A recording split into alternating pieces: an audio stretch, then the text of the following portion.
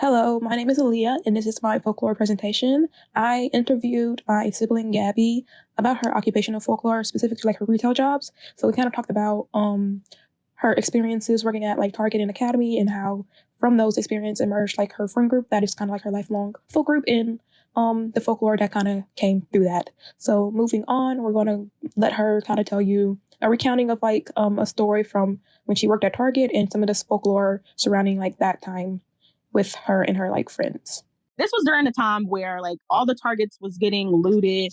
I forget what happened. I think like the police shot somebody. I'm not really sure, but they were protesting out there, and like the Targets wasn't letting them in to buy milk because like the police officers was like, well, I think it's like tear gas or something like that on the protesters. So they started looting all the Targets. It's just a regular day for me at Target. And I decide I'm always late to work. And I was actually on time this day. So I was on time. I clocked in. I went to the service desk. I was unbundling my coins in my register. No, I think I had time to help one customer at the service desk.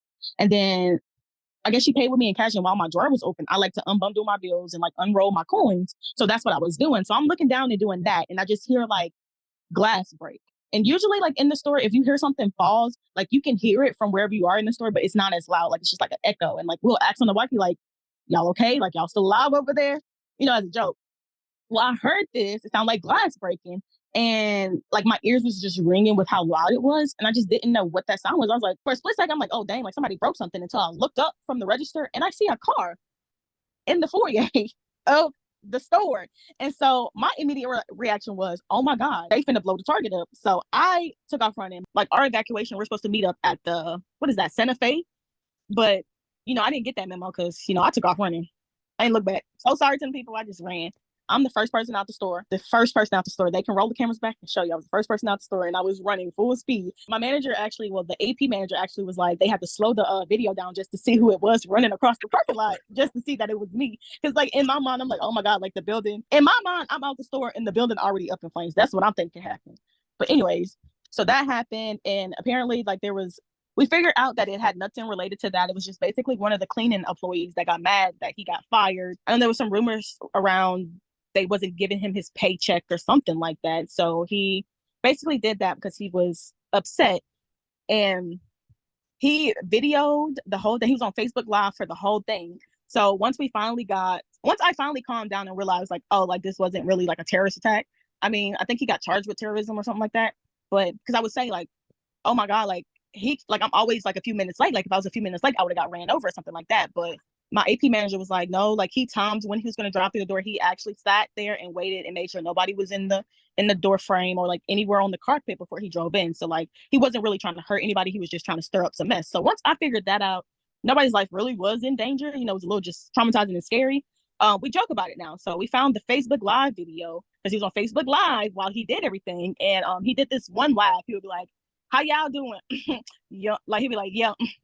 So every time me and my friends would talk, we would use that, yeah. And like it would just be so funny because like that's just something that we could like relate to. That's so interesting. I forgot We, about like we, that we joke happened. about yeah, we joke about it a lot. Like every time we get mad at the job, we just say I forgot his name, but we usually will be like, oh, I'm gonna be like so and so. I forgot his name. We'll be like so and so. Everybody do that meant like we finna be the next person to drive our car through the door because we're mad. So we would crack that joke. I feel like me and my friends pretty much have a dark sense of humor.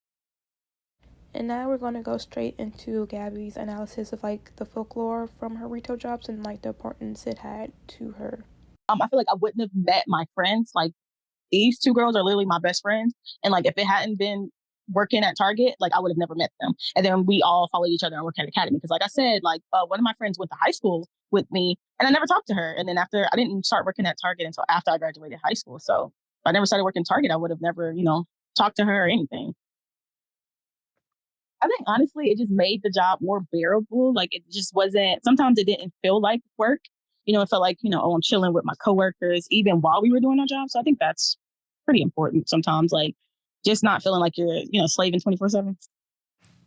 So this interview was surprisingly more interesting than I thought it was going to be, being that like the interviewee was my sibling and she was not my first pick, but I'm kind of glad that I kind of talked with her. It made me think a lot about like are the chain retail stores in America and how there's a lot of like folklore surrounding them. Target in general, in my mind, kind of ranges from the Damn Daniel guy to like the BLM protesters. So it's very interesting like to get to like have a conversation with someone who worked at Target during that time and like having like their perspective of like event that could have been like a lot worse than what it kind of ended up being. And it was kind of interesting to see how like they kind of made that traumatic event into like a joke among like their staff and like her friends. So that was kind of like a light of like a bad situation. I also learned a lot about occupational folklore in general, like how the like shared experiences the work, but like how folklore of like the job can really affect like the work environment and how it can like push like the experience in both negative and positive ways. For Gabby, it kind of made the work a lot more tolerable because even if she did not like her job, like the folklore and like the inside jokes and like the stories and stuff kind of made it kind of entertaining and like enjoyable in a sense that she was able like to go to work and still enjoy going to work without the all the negatives that like she had to like endure working there. It's also kind of cool to like hear about how different folk groups are kind of emerge from like a larger staff. Like Gabby, she kind of met her now like lifelong best friends from working at Target. Like they all met there and they still to this day are best friends. Overall, I think like this interview kind of went better than I expected it to go, being that like the interviewee was like my sister. But I kind of went in with the goal of like having a conversation. I wanted to like not rely only on like the questions I prepared, but like be able to like follow up and like bounce back of like what she was saying and like to be able to like make it flow a lot better. So I think over time during the interview, doing so kind of helped it become more comfortable and I was able like to have a very engaging conversation. I also think like my sister is a very good storyteller.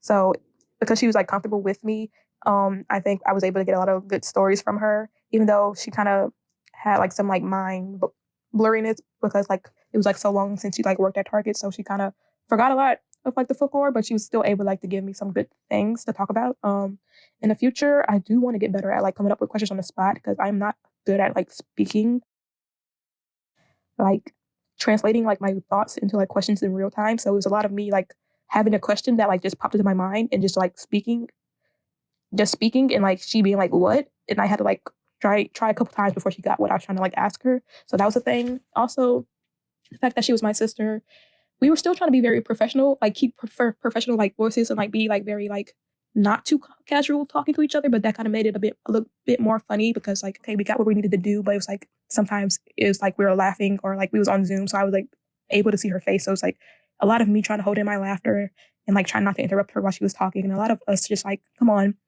get with the program. And also because I was like, I only need you for like 30 minutes. I just need 30 minutes. So she was like, okay, bet 30 minutes. I'm gonna give you 30 minutes. And then after 30 minutes, it was like, okay, we're done. So, but all in all, I still got a lot of good information and like a lot of good stories from her during that time. And it was still a fun experience.